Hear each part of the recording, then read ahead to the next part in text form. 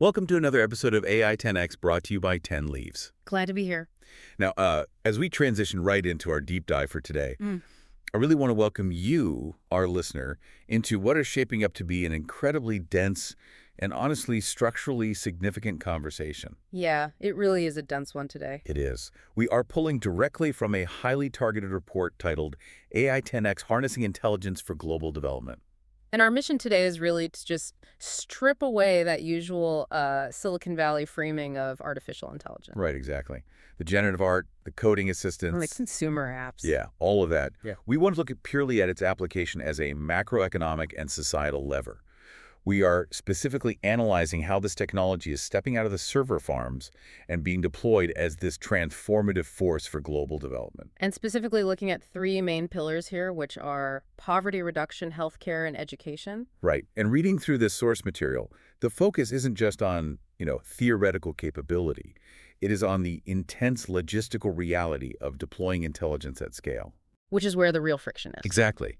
The deployment mechanisms detailed here are complex, and I find myself highly curious about where the friction actually lies when you try to apply cutting-edge predictive models to regions that are still lacking basic infrastructure. Well, the focus on friction is the right approach to take, I think, because when examining global development, the timeline is traditionally mapped out in generations. Right, it is slow. Very slow. We're usually looking at the iterative process of building physical supply chains, establishing formal institutions. Training a specialized workforce. Exactly. And what this source material challenges us to consider is a paradigm where applied cognitive capability problem solving essentially becomes a highly scalable, distributable utility. Which is a wild concept to wrap your head around. It is. So my goal for you, the listener, as we navigate this deep dive, is to help connect these overarching macroeconomic concepts to the actual on-the-ground mechanics outlined in the report.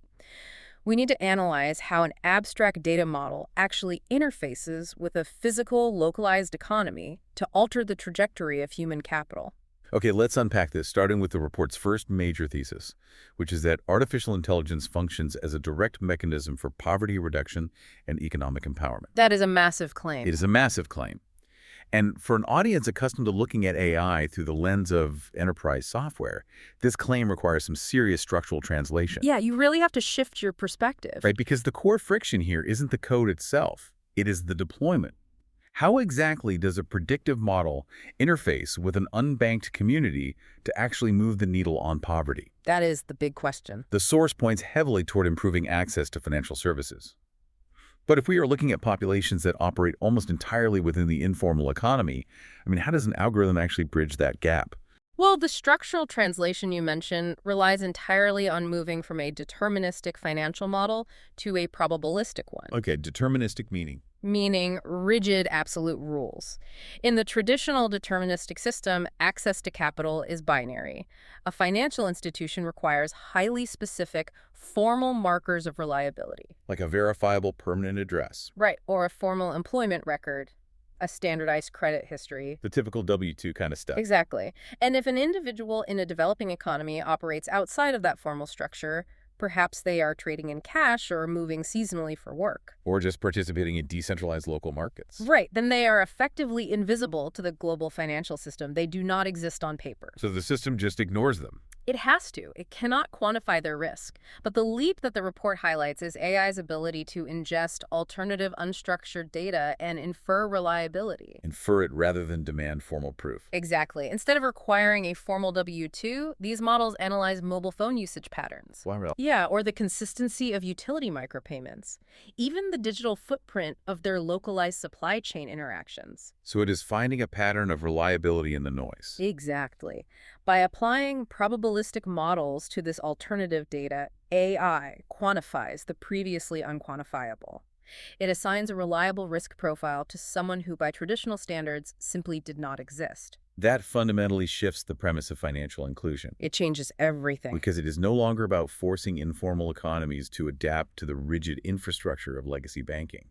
It is about the financial infrastructure adapting to the reality of the informal economy. Which is a massive paradigm shift. Right. But this reimagining of financial data naturally spills over into how physical resources are handled. The report moves from individual capital access to macro-level optimization. specifically citing optimizing resource allocation. Yes, the logistics piece. We know AI can ingest billions of data points, but I am curious how this scales into actionable development.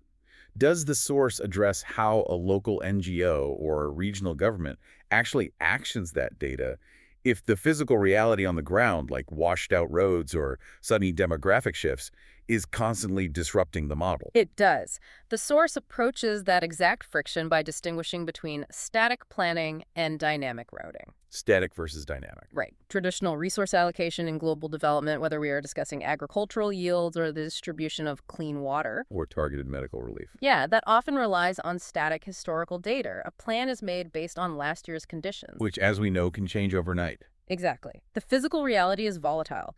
AI shifts this to dynamic real-time allocation. It doesn't just look at historical patterns. It synthesizes real-time satellite imagery, current weather anomalies. Hyperlocal supply chain bottlenecks. All of it to constantly update the distribution matrix. If a primary transit route is compromised by seasonal flooding, the predictive model doesn't just register a failure. It routes around it. Instantly. It immediately recalculates the optimal secondary routes for the relief convoy, factoring in fuel constraints and the degradation rate of the supplies. So it is essentially applying the multivariable fluid dynamics used in global shipping logistics, like the kind of math that Amazon uses, to the distribution of essential developmental aid. That is a perfect analogy. So the intelligence layer essentially acts as a shock absorber for the volatility of physical infrastructure. Yes, it minimizes the friction between the resource and the end user. And if we look at who that end user is, the report takes an interesting pivot. We have discussed macro logistics and regional financial systems. Right. But the source explicitly emphasizes supporting micro-entrepreneurs. Right, the individual level. Which is somewhat counterintuitive given that the massive computational overhead of training these models is centralized in the hands of a few multinational corporations. Yes, it is highly centralized. So how does this technology realistically cascade down to an individual farmer or a localized artisan? What's fascinating here is the decentralization of the applied output despite the centralization of the processing power. Okay, break that down for me. Well, the source material emphasizes that the micro-entrepreneur doesn't need to run the model. Oh, I see. They simply need access to the predictive output via a basic mobile interface. Consider an independent farmer in a developing region. Historically, their crop yield, and therefore their economic survival, was dictated by localized generational knowledge. Which is increasingly unreliable with shifting global climate patterns. Exactly. The weather patterns their grandfather relied on just aren't there anymore. But the AI intervention detailed in the report provides that farmer with highly localized predictive agronomy. Just right on their phone. A basic SMS or mobile app.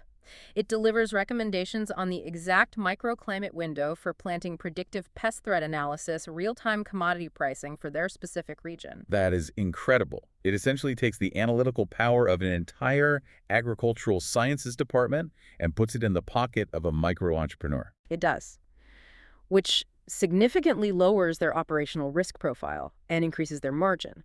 It fundamentally alters their trajectory for wealth accumulation. That is a profound shift in leverage. By lowering the operational risk profile, you are directly impacting the unit economics of a single individual's livelihood. You are scaling the concept of high-end consulting down to the absolute edge of the network. The absolute edge. Here's where it gets really interesting, though. The report transitions from purely economic levers, like capital access and resource logistics, into the deployment of human capital. It zeroes in on healthcare and education. Two of the biggest hurdles in development. Let's look at the healthcare application first, specifically expanding diagnostic access. The concept of leapfrogging here is critical to understand. Right, like what we saw with telecommunications. Exactly. We saw this developmentally when emerging economies entirely bypassed the expensive copper wire infrastructure of landline telephones and went straight to mobile cellular networks. The source suggests a similar structural bypass is happening with medical diagnostics. The landline-to-mobile analogy is structurally sound, but the implications in healthcare are vastly more complex. Because the stakes are higher. Much higher. In a traditional developmental model, building diagnostic capacity requires an immense cascading investment in physical and human capital. You have to build the centralized hospital. Equip it with specialized, multi-million-dollar imaging hardware. And most critically, staff it with specialists who require a decade or more of intensive, highly localized training. It is an incredibly slow pipeline to build. Very slow. The AI leapfrogging the report describes effectively decouples the diagnostic capability from that physical and human infrastructure. We are looking at edge deployment of accumulated medical knowledge. But the friction I see there is the physical interaction with the patient. Is the source suggesting that the goal is to bypass the human element of healthcare entirely in these regions? Or is this positioned as an augmentation tool for the existing, perhaps less specialized infrastructure? The report is very clear that this is an augmentation model. Okay, so not a robot doctor replacing a human. No, not at all. It is designed to empower minimally trained healthcare workers who are already on the ground. A community health worker, equipped with a tablet or a smartphone, acting as the edge node, can capture an image of a retina, a skin lesion, or an ultrasound. And the device handles the heavy lifting. The AI model, which is trained on millions of annotated data points from top-tier global medical institutions, processes that image and returns a probabilistic diagnostic assessment. So it is not replacing the specialist. It is synthetically projecting the specialist's pattern recognition capabilities into a geographic region that previously had zero access to that level of expertise. Exactly. It projects the expertise without needing the physical presence of the expert. Which speaks directly to the source's subsequent point about delivering services to remote communities. It is essentially compressing geography digitally. That is a great way to frame it. Because for a community that is physically isolated by hundreds of miles of unpaved roads, the latency in medical response is historically a death sentence. By deploying this diagnostic capability at the edge, the triage happens locally and instantaneously. The data travels rather than the patient, right, which drastically alters the mortality modeling for those isolated populations. Absolutely. And this logic of decentralizing expertise and projecting it outward applies directly to the final pillar the report covers, which is education. The source material highlights AI's capability for personalizing learning. Now, this is a massive shift. It is, because traditional global education development has largely been an exercise in mass standardization. Building classrooms, shipping standardized textbooks, relying on an industrial-era model of batch processing students. Getting everyone in a room and teaching to the middle. Exactly. So the shift from standardized batch processing to personalized adaptive learning pathways feels like a massive systemic shock. If we connect this to the bigger picture, the shift from batch processing to adaptive routing in education is perhaps the most economically significant point in the entire report. More than the financial routing. I believe so. The industrial model of education forces a single instructor to teach to the middle of a bell curve. It is a highly inefficient deployment of cognitive resources. Because students who fail to grasp foundational concepts are just dragged forward. Right, their deficits compound. While the accelerated learners are artificially restrained, when the report discusses AI personalizing learning, it is describing a system that dynamically maps the cognitive pathway of the individual user in real time. And if we look at the mechanics of that, an AI-driven educational platform doesn't just grade a final test, it analyzes the micro-interactions. Exactly. It tracks everything. It tracks the time it takes a student to answer a specific type of logic problem. It identifies the precise node where their comprehension fails. And then autonomously generates entirely new lateral exercises to reinforce that specific foundational gap before allowing them to progress. It scales the 2 sigma phenomenon. Remind the listener what that is. It is the well-documented educational principle that students who receive one-on-one tutoring perform 2 standard deviations better than students in a traditional classroom. 2 standard deviations is huge. It is the difference between average and exceptional. But historically, providing a dedicated world-class tutor to every single learner in a developing economy was economically and physically impossible. It's completely unscalable. Until now. By rendering the tutor as a highly scalable digital model, AI removes the geographic and economic scarcity of quality instruction. Wow. If you run that model forward a generation, the compounding effect on a developing nation's GDP and global economic participation is staggering. You are fundamentally rewriting the human capital potential of entire regions by optimizing the individual cognitive development of millions of students simultaneously. That reframes the entire timeline of global development. I mean, if a nation can rapidly accelerate the cognitive output of its emerging workforce without waiting 30 years to build thousands of physical universities, They alter their position in the global supply chain, They move from exporting raw materials to exporting intellectual capital. which changes the balance of global power entirely. But as highly analytical observers, we cannot simply accept the frictionless theoretical deployment of these models. No, we have to look at the physical reality. Right. So what does this all mean when the theory runs headfirst into the physical limitations of the real world? The report brings the entire discussion to a grinding halt with a severe structural caveat, which is the infrastructure hurdle. The physical layer. The source explicitly identifies the primary bottleneck to this entire vision as ensuring equitable access to AI infrastructure. This raises an important question, and it requires us to look past the software and stare directly at the hardware layer of the internet. Because AI doesn't just live in the clouds. No. The applications we have discussed, the probabilistic financial models, the dynamic logistics routing the edge-deployed diagnostics, and the adaptive educational routing, they are entirely dependent on highly intensive physical infrastructure. Artificial intelligence is not ethereal. Not at all. It is tethered to massive data centers, and those require specialized semiconductor architectures, immense cooling systems, and above all, continuous, stable, high-capacity electrical grids.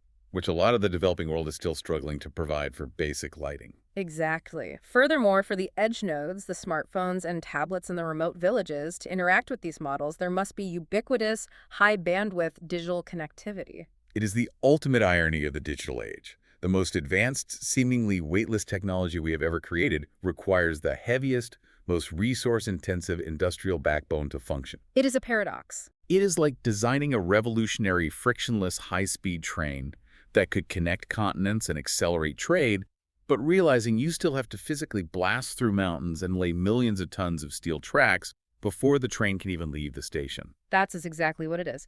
If a region does not have the stable power grid, they cannot run the local server. If they do not have the fiber optic cables or the cellular towers, the local clinic cannot upload the ultrasound for the AI to analyze. The entire digital bridge collapses at the physical layer.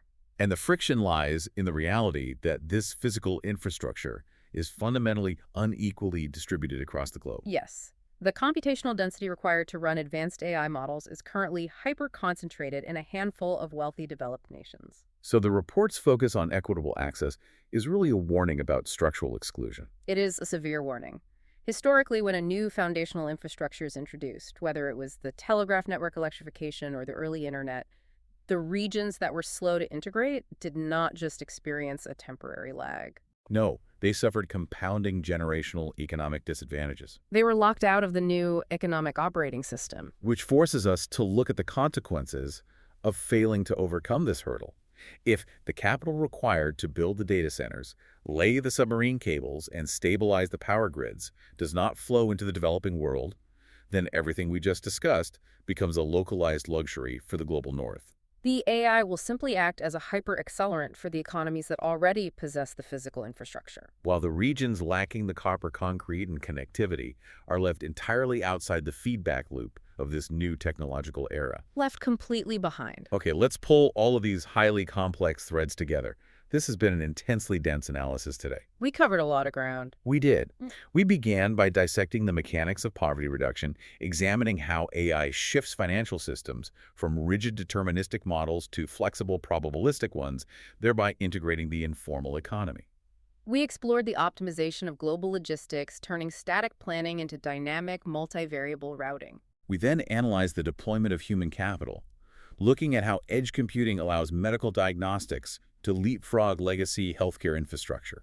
And how adaptive digital platforms could scale world-class cognitive development to millions of students. And finally, we grounded this entire framework in the stark physical reality of the infrastructure hurdle, recognizing that the software of the future remains permanently chained to the hardware of the present. It always comes back to the physical layer. It does. And when you synthesize the macroeconomic theory with the physical deployment challenges, the final takeaway from our source material becomes incredibly sharp. The report concludes by stating definitively that AI could become one of the most powerful tools for global progress. That concluding assessment from the source is carefully chosen. By designating it as one of the most powerful tools, the report categorizes AI not as a specific solution, but as a foundational utility. A meta tool capable of optimizing all other developmental efforts simultaneously. Exactly.